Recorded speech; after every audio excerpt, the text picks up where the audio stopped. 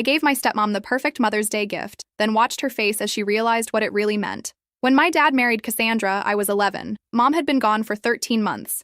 Melanoma that spread faster than anyone expected. One day she was complaining about a headache, and 82 days later I was standing at her grave in a black dress that still had the tags on. Dad waited exactly 1 year before bringing Cassandra home. She worked at his investment firm, client relations, perfect teeth, blonde hair that never moved, the kind of woman who wore heels to other people's barbecues. She makes me happy again, Dad explained, his voice gentle but firm. I need you to try, Emily. So I tried. I helped Cassandra move in, carrying boxes of designer shoes to the closet where Mom's gardening clothes used to hang. I nodded politely when she rearranged our furniture, replacing family photos with abstract art that opened up the space. I even smiled when she transformed Mom's vegetable garden into a meditation patio, because growing our own food is so provincial. For 3 years, I performed the role of grateful stepdaughter. I attended her corporate events, wearing the dresses she bought me. I tolerated her friends who cooed about how mature I was for 14. I kept my grief hidden behind perfect grades and false smiles. Dad didn't notice when I stopped laughing. Too busy with Cassandra's social calendar and the new clients she brought in.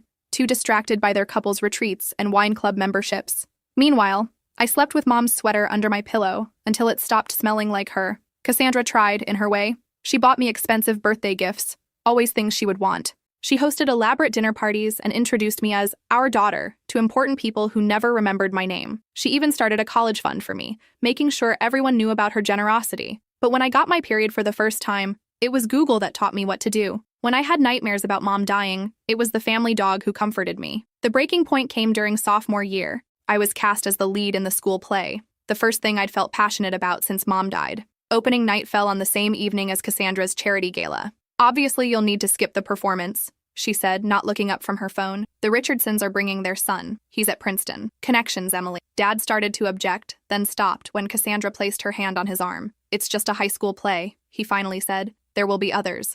I went to my room and pulled out the antique jewelry box Mom had left me. Inside was her wedding ring, a lock of my baby hair, and a journal I'd never opened, too afraid of confronting her final thoughts. That night, through tears, I read it cover to cover. Most of it was what you'd expect. Her hopes for my future, memories she cherished, advice she wouldn't be able to give in person. But the last entry, dated 2 weeks before she died, was different. If you're reading this, Emily, I need you to know about the safe deposit box. The key is taped inside this cover. What you find there will change everything. I'm so sorry. The key was small and silver, with the bank's name etched into it. The next day, I skipped school and went to First National. The manager recognized me. Mom's family had banked there for generations. Your mother said you'd come eventually, he said, leading me to the vault. Inside the box was a USB drive, several folders of documents, and a letter addressed to me in Mom's handwriting. My dearest Emily, it began. By now, Cassandra has probably worked her way into your lives completely. I've known about her for years. I read the entire letter twice,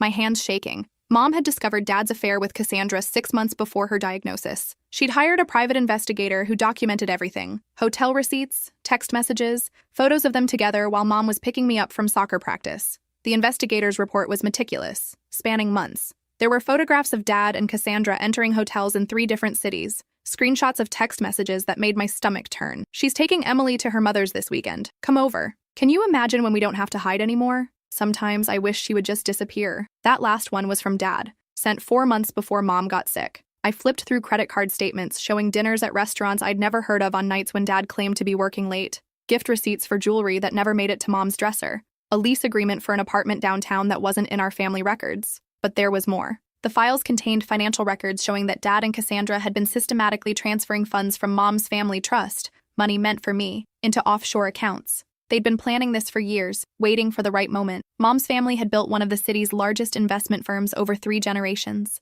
When she married Dad, he was just a promising advisor with ambition. She'd brought him into the company, mentored him, helped him rise to partner. The trust was her family's legacy, and I was supposed to be its future.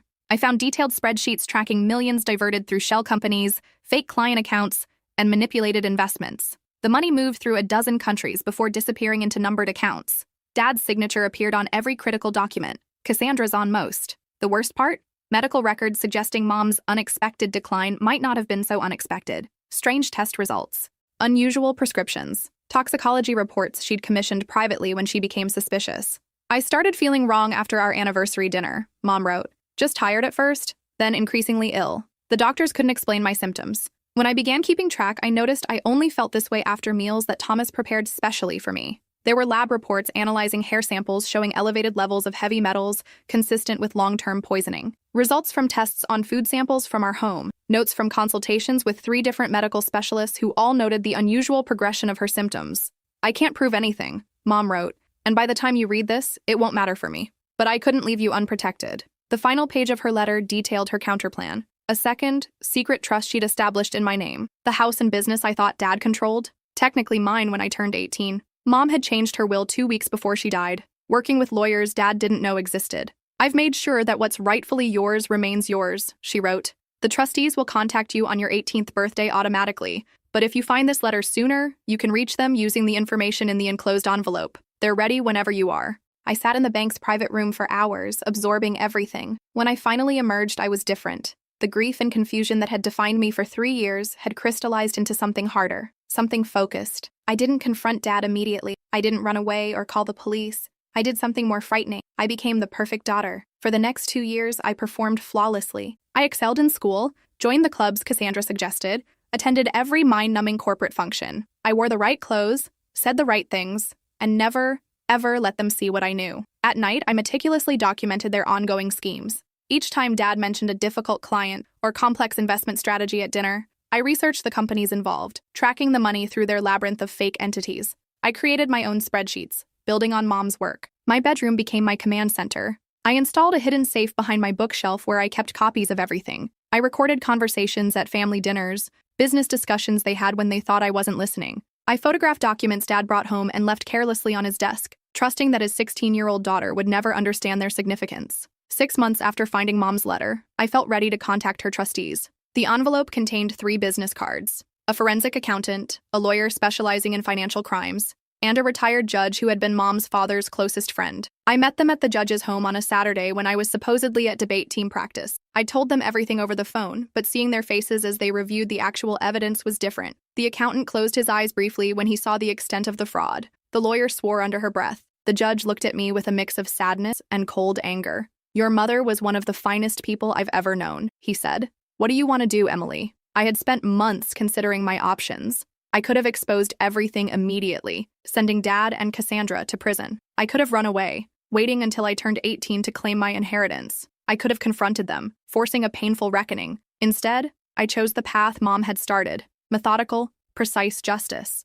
"I want to learn everything," I told them, "about the business, about finance and law, and how to run a company. I want to be ready when I take it all back." The judge nodded, unsurprised. "Your mother said you'd say that. She left instructions for us if you chose this path." For the next 18 months, I lived a double life. At home and school, I was the perfect, accomplished daughter that Cassandra could brag about at parties. But 3 evenings a week, I slipped away to study groups and volunteer work that were actually intensive training sessions with my secret team. The forensic accountant taught me how to read financial statements, detect fraud, and understand the complex web of transactions that kept the family business running. The lawyer educated me on corporate law, contracts, and the specific legal frameworks that would eventually allow me to seize control. The judge introduced me to his contacts in banking, investment, and regulatory bodies, people who had respected Mom and were disgusted by what had happened to her company. Meanwhile, I worked with Mom's lawyers, preparing everything: the trust, the evidence, the plan. I graduated high school at 16, a year early. Dad and Cassandra were thrilled,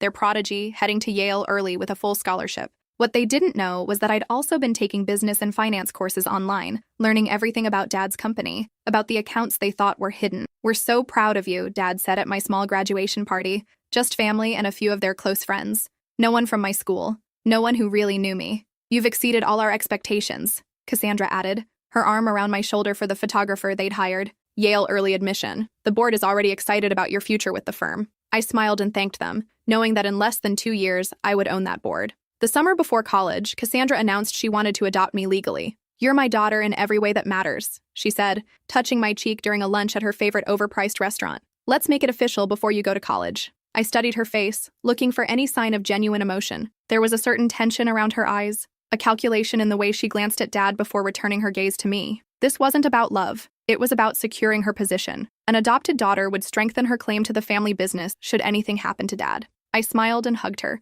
whispering that nothing would make me happier. "We should celebrate," Dad said, already signaling for the check. "Maybe a weekend in the Hamptons? We could invite the Prestons. Their son is at Harvard Law." That sounds perfect, I replied, thinking of the file I'd compiled on the Preston's failing software company and the mysterious infusion of cash it had received from one of Dad's shell corporations last year. That night, I called an emergency meeting with my trustees. We gathered in the judge's book-lined study after I told Dad and Cassandra I was spending the night with a friend to celebrate graduation. They want me to sign adoption papers, I explained. I need to know if that affects our plan. The lawyer spread documents across the mahogany table. Actually, this could work in our favor. The adoption process requires financial disclosures. We'll get an updated picture of their assets. And it changes nothing about your mother's trust. That's ironclad. How close are we? I asked. The accountant adjusted his glasses. We've documented 67.